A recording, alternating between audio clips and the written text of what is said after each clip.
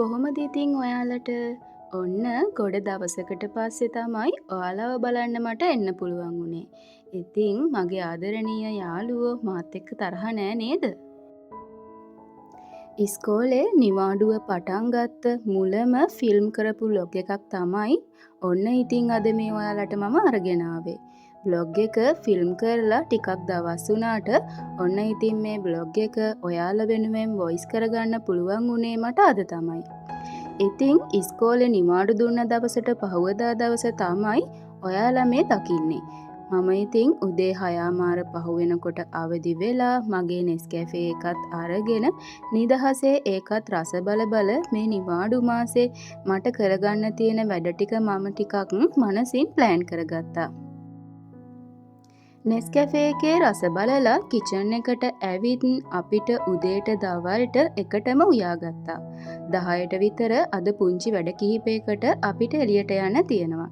ඉතින් ඒ නිසා ඉක්මනින් බලලා මට කරගන්න තියෙන වැඩ ටික ඉක්මනින්ම කරලා ඉවර කරගත්තා. ඊයේ දවසේ මම අපේ බබාලා දෙන්නගේ ස්ටඩි ටේබල් දෙක හොඳට අස්පස් කරලා දුන්නා. ඉතින් යාළගේ ස්ටඩි ටේබල් ටිකක් හැඩි වෙලා තිබ්බා. ඒ වගේම ඉතින් අනවශ්‍ය පොත් බලලා ඒවා අයින් කරලා අනවශ්‍ය දේවල් තියෙන ඒවා අයින් කරලා ඉතින් ස්ටඩි ටේබල් දෙක ක්ලීන් කරලා දුන්නා. ඉතින් ඔයාලා මේ දකින්නේ ක්ලීන් කරාට පස්සේ එයාලගේ ස්ටඩි ටේබල් දෙක තියෙන විදිය. ඉතින් මට ස්ටඩි ටේබල් දෙක ක්ලීන් කරනවා නම් වීඩියෝ කරන්න බැරුව ගියා. හැබැයි මම පුංචි ෆොටෝස් ටිකක් ගත්ත මගේ WhatsApp channel එකට දාන්න. ඒ ෆොටෝස් ටික ඉතින් ඔන්න මම මේ vlog එකට එකතු කරා.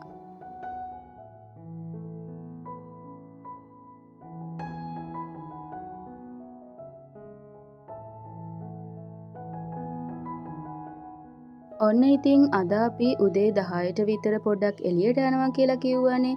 දැන් ඉතින් මේ 3ට විතර අපි ගිහිල්ලා ගෙදර ආවට පස්සේ තමයි ඔයාලා මේ දකින්නේ. ඉතින් අද අපේ මහ ගෙදරටත් අපි පොඩ්ඩක් ගියා. ඉතින් එනකොට අපේ ලන්ච් ටයිම් පහු වෙන නිසා මම අපේ කෑමත් මෙන්න මේ භාජනවල දාලා අරගෙන තමයි ගියේ. වෙන්දර නම් මම මේක එහෙදිම සෝදගෙන එනවා. අද මට ඒක චුට්ටක් මිස් වුණා. ඉතින් දැන් මේ ආව ගමම භාජන ටිකත් සෝදලා ඉවර වෙලා වතුර බේරෙන්න පැත්තකින් තියලා මට පුංචි වැඩ වගේක් තියෙනවා. තවම ඉතින් හවස ටී ටයිම් එකටත් වෙලාව කිට්ටු නැති නිසා මම හිතුවා ඒ වැඩෙත් ඉවර කරලම ඉන්නවා කියලා.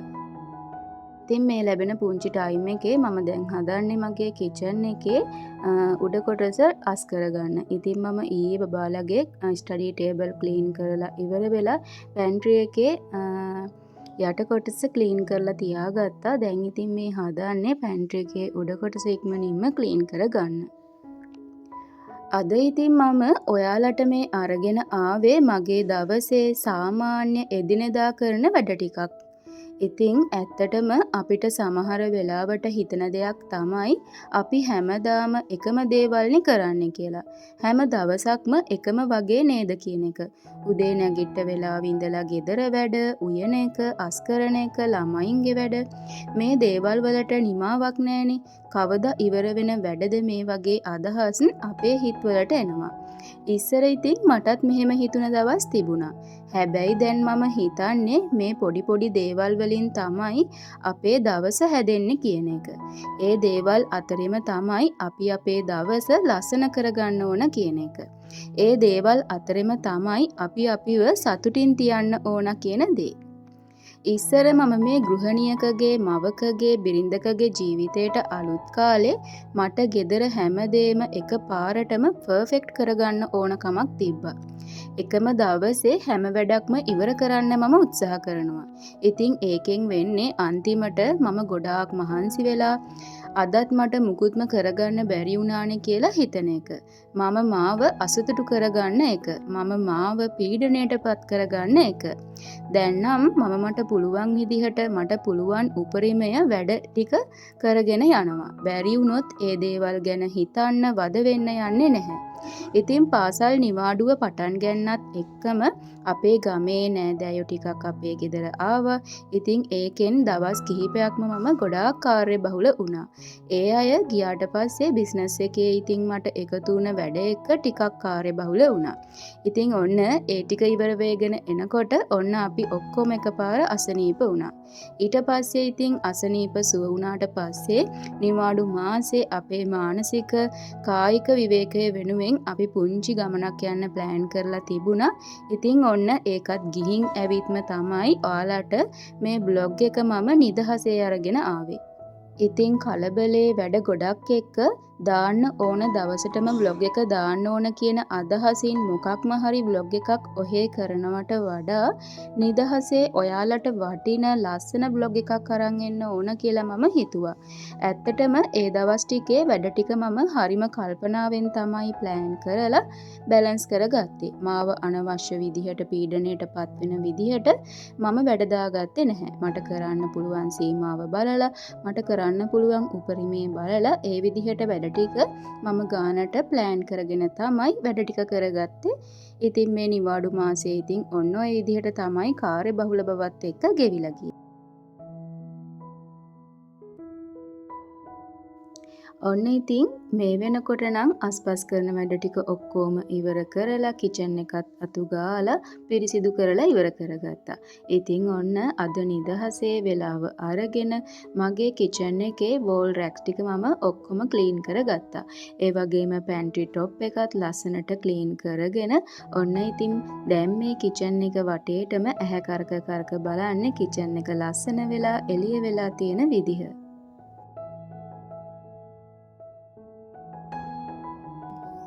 ඉතින් පැයක වගේ කාලයක් ඇතුළත කිචන් එකේ හිතාගෙන හිටපු වැඩ කොටස ඉවර කරලා දැන් ඉතින් වෙලාව හවස 4ත් පහු වෙලා නිසා මම හදන්නේ අපි හැමෝටම බොන්න තේ ටික සූදානම් කරගන්න. ඉතින් මගේ කිචන් එක අස්පස් කරන වැඩවලට සත්සි බබත් ඇවිල්ලා මට ගොඩක් උදව් කරනවා ඔයාලා දකින්න ඇති.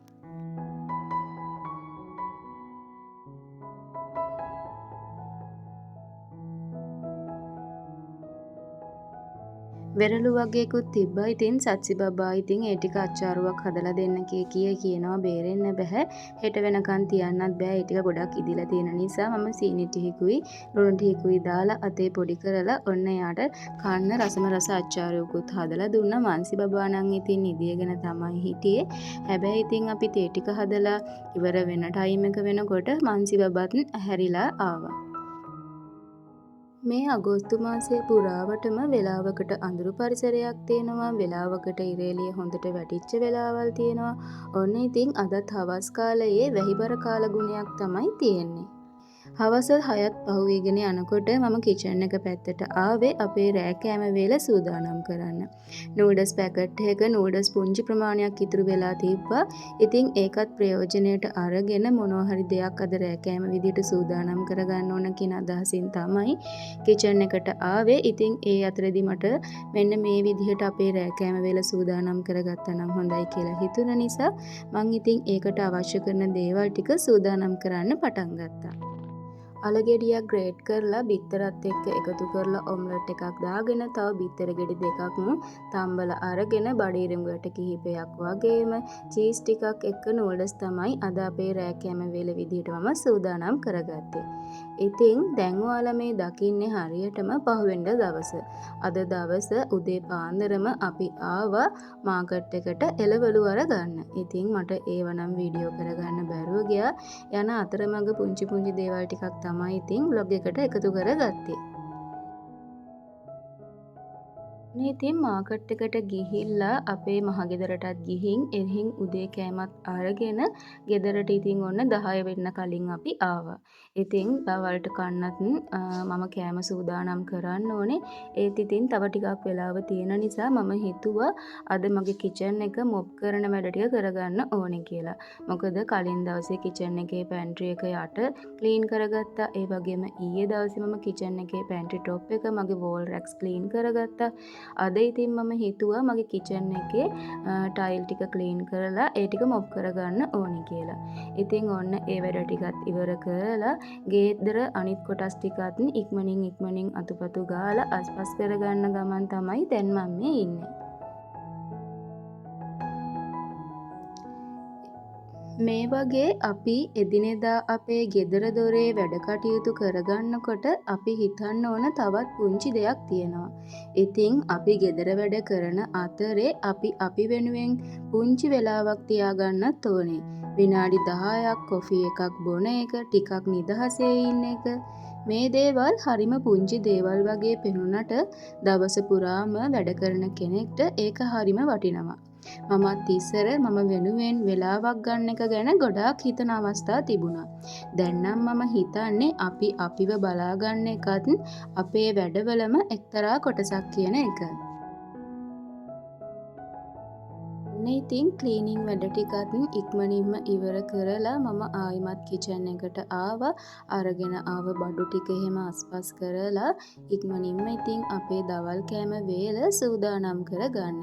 ඉතින් ඔන්න ඔය විදිහට අලලූණු ටික ඉක්මනින්ම රැක් එකෙන් අහුරලා ඒ වගේම තව මම පුංචි ගොසරි අයිටම්ස් ටිකක් අද අරගත්තා. ඒ ටිකත් ඉක්මනින්ම කබඩ්ස් වලට දාගෙන අරන් ආව එළවලු ටිකත් ඉක්මනින්ම කප්ස් වලට දාගන්න සූදානම් කරගන්න තමයි දැන් මම මේ හදන්නේ. ආදරණීය මවක්, ආදරණීය ගෘහණියක්, ආදරණීය බිරිඳක් විදිහට අපි අනිවාර්යයෙන්ම අනිත් අයව ආදරයෙන් සතුටින් තියන්න නම් අපි අනිවාර්යයෙන්ම සතුටින් ඉන්න ඕනේ. ඉතින් අපි සතුටින් ඉන්න නම් අපි අපිව සතුටින් තියාගන්න ඕනේ. ඉතින් මට හිතෙනවා ගොඩක් වෙලාවට අපි කරන එක වැරැද්දක් තමයි අපි වෙලාවකට හැමෝම සතුටින් තියන්න උත්සාහ කරනවා. කෙනෙක්ට අපි ගැන මොනවා හිතෙයිද? අපි කරන දේකට කෙනෙක් කැමති වෙයිද? කෙනෙක් අපි ගැන මොනවා කියයිද කියලා අපි හිත අපි අනිත් අයව සතුටින් තියෙන විදිහට වැඩ කරන්න උත්සාහ කරනවා. ඒ අතරේ අපිට ඇත්තටම ඕනේ මොනවද? අපි සතුටින්ද කියන එක අපිට අමතක වෙලා යනවා. ඉතින් ඇත්තම කතාව තමයි අපිට හැමෝම සතුටු කරන්න බෑ. ඒක තේරුම් ගත්තාම අපේ ජීවිතේ සැහැල්ලු වෙනවා. අනිත් අය ගැන හිතන එක හොඳයි. හැබැයි ඒ අතරේ අපි ගැනත් හිතන්න ඕනේ. ඉතින් ඒ වගේම තව දෙයක් තමයි අපේ ජීවිතය අපි කාත් එක්කවත් කම්පෙයා කරන්න හොඳ නෑ. අපිට කවදාවත් එහෙම කරොත් සතුටු වෙන්න බෑ. ඉතින් අපි සෝෂල් මීඩියා එකේ කෙනෙක්ගේ ලස්සන ගෙයක් දකින්න පුළුවන්, ලස්සන බිස්නස් එකක් දකින්න පුළුවන්, ලස්සන ෆැමිලි ලයිෆ් එකක් දකින්න පුළුවන්. එතකොට සමහර විට අපිට හිතෙන්න පුළුවන් අනේ මටත් මේ වගේ තිබුණා නම් කියලා. අන්න එහෙම හිතනවා නම් ඒ හිතන එකෙන් අපේ හිත නතර කරගන්න ඕනේ. අන්නේ හිතන පුරුද්ද අපි නවත්තන්න ඕනේ. ඉතින් ඒ විදිහට හිතනවා කියන්නේ අපි අපේ සතුට නැති කරගන්නවා කියන දේ. හැබැයි අපි දකින්නේ ඒ කෙනාගේ ජීවිතයේ ලස්සන පැත්ත විතරනේ. එයාගේ සම්පූර්ණ ජීවිතය අපි දන්නේ නැහැ. ඒ නිසා මම හිතන්නේ අපි කම්පෙයා කරන්න ඕනේ ඊයේ හිටපු අපිත් එක්ක. අද අපිට වඩා පොඩ්ඩක් හරි ඉස්සරහට අපිට හෙට දවසේ යන්න පුළුවන් නම් අන්න ඒක තමයි වඩාත්ම වැදගත් දේ වෙන්නේ. ඉතින් සතුට කියන්නේ ලොකු දෙයක් ලැබුණාම අපිට දැනෙන අපිට එන දෙයක් නෙවෙයි කියලා මම හිතනවා. උදේට හොඳ කෝපි එකක් බොන එක, ගෙදර වැඩ ටික ඉවර කරලා ක්ලීන් හවුස් එකක් දිහා බලාගෙන ඉන්න එක, අපි ආදරය කරන කෙනෙක් එක්ක ටික වෙලාවක් කතා කරන එක, දරුවන්ගේ පොඩි දෙයක් දැකලා hina වෙන එක, මේ වගේ පුංචි ගොඩාක් දේවල් වල අපි නොහිතනවට වඩා ලොකු සතුටක් අපිට අත්විඳින්න පුළුවන්. ඒ සතුට අපිට ලොකු සැහැල්ලුවක් අරගෙන එනවා. ලොකු මානසික සුවයක් අරගෙන එනවා. සමහර වෙලාවට අපි ලොකු දේවල් එනකම් බලාගෙන ඉන්නව සතුටු වෙන්න. ඒත් අපිට තියෙන පොඩි දේවල් වලින් සතුටු කරන්න අපි අමතක කරලා දානවා. ඉතින් එහෙම අමතක නොකර පුංචි හැම දෙයකින්ම හැම දවසක්ම අපිට ලැබෙන හැම දවසක්ම ආශිර්වාදයක් විදිහට අපි සතුටින් ගත කරන්න උත්සාහ කරන්න ඕනේ. කතාවෙන් කතාව රසම රස කොමඩු ජූස් එකකුත් හදාගෙන බීලා ඔන්න ඉතින් අපේ දවල් කෑමත් සූදානම් කරගත්තා.